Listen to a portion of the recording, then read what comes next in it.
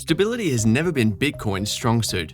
Sometimes it's rising meteorically, and at other times it comes crashing like a fallen angel. Bitcoin's price first dropped to about $35,000 by the end of January, and it has sunk even lower ever since, crashing down to $29,000 in May. Consumers are panicking, understandably, but volatility won't be the biggest worry for Bitcoin in the coming decade. It's competition, and not the kind that Bitcoin is used to. Stay with me till the end if you want to know how Bitcoin will fare against its biggest challenge yet. I cover all things business and finance, so if you enjoy them, consider subscribing or liking the video. I spend a lot of time researching these stories, and only a small percentage of my viewers are subscribed. It's free, and you can always unsubscribe at any time. Let's move back to the topic. Something has become clear from the last crypto cycle. Nation-states are scrambling to launch their own digital currencies, which will potentially transform the way people around the world move and use their money. The induction of a digital dollar in the system, for instance, seems to be a promising feat. After all, it will offer lower cost transactions and greater access to the financial system. But critics see things another way. The move could also threaten their privacy and hurt US banks that depend on deposits. But it begs to answer a bigger question. Is Bitcoin about to collapse? And are nation-states planning to make it happen so they can promote their digital currencies? The anonymity factor alone, offered by Bitcoin and its likes, encourages people, if given the choice, to prefer Bitcoin over any proposed state-sanctioned digital currency. And speaking of digital currencies, the US Federal Reserve is considering whether to launch its own central bank digital currency, CBDC. And President Joe Biden issued an executive order that will allow something of this effect to happen. The reactions so far are mixed. While many crypto fans think regulation is a bad thing, some believe that the development of digital assets, such as the CBDC, will offer greater consumer protections. And of course, we're saying all this without being absolutely certain if the government can successfully deliver on such a complicated task. We know that China has done so already, and it's not as good news as you may think. With the induction of its own digital currency, China has launched a tough crackdown against the use of Bitcoin and its peers in an effort to force their digital state currency down the throats of the everyday consumer. But this is not where personal freedom ends. Digital yuan allows the CCP, the Chinese Communist Party, to monitor transactions and then enact its policies accordingly.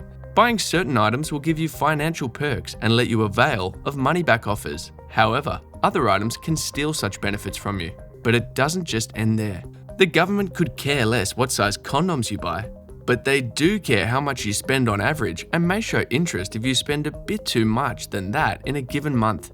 But what if you do? It's your own money after all. Well, if someone can snoop on every transaction you make, use the said data in any legal proceeding against you, say if you're facing a DUI charge and the prosecutor presents evidence that you did buy alcohol earlier the same day, and if your decision to acquire goods is dependent on what the government wants you to do and what it does not want you to do, I personally wouldn't call anything of your own in the equation, not even your freedom. The worst case scenario, as has been exemplified by the actions of the CCP, will allow the governments around the world to not merely breach people's privacy rights, but to control consumer behavior in general. Imagine being like a robot fixated on a pre-programmed path. This could be you with the induction of digital currencies worldwide, and even in the USA, the land of the free. But this is if the US government and other governments around the world follow the model of the CCP. Things don't necessarily have to be so bad. There are many benefits of having such digital currencies. For instance, a digital dollar can support efficient and low-cost transactions, especially for cross-border payments, and will allow people to access the financial system much more easily, especially in areas or in conditions where it would be otherwise much more difficult, i.e. in the event of a natural disaster. Much like Bitcoin, the digital dollar has the potential to be a safer, faster, and more resilient payment system. While a US central bank currency won't be implemented anytime soon, the debate about privacy intrusion and giving governments unabated access to the financial data of the people rages on. And where does this leave Bitcoin then? Experts believe that despite some restrictive regulations, the cryptocurrency scene will persist. Why? One word: crypto.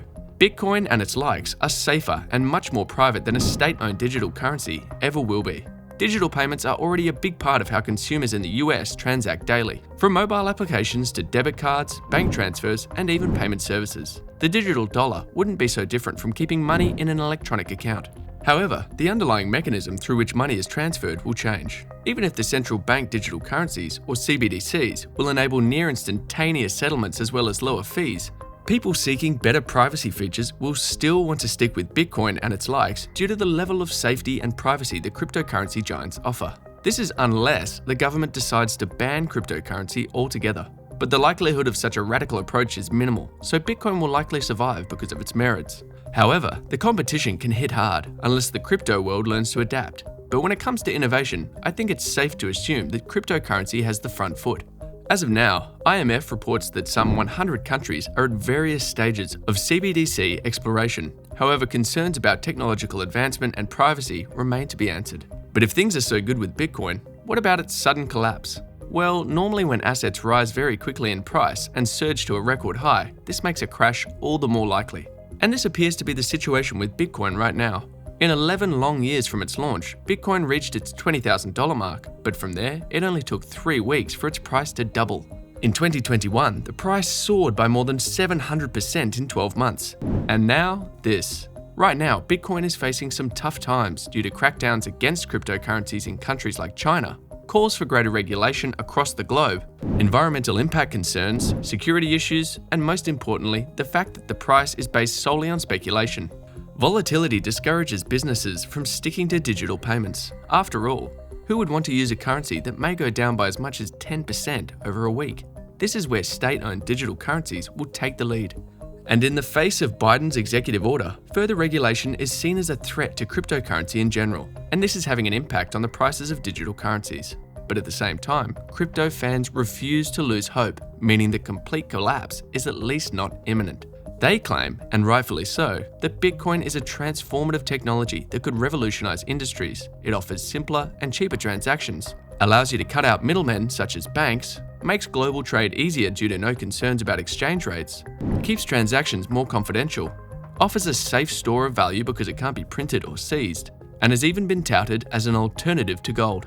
That last part is very important as it means that the cryptocurrency could prove itself as a hedge against inflation. What do you think? Can Bitcoin and cryptocurrencies survive in the future when pinned against the likes of the digital dollar? Leave your thoughts in the comment section below. If you learned something new from this, click the subscribe button and hit the bell icon to be the first to see our new videos. We make deep dives like this every week where we uncover the secrets of money and business. Until next time, ciao.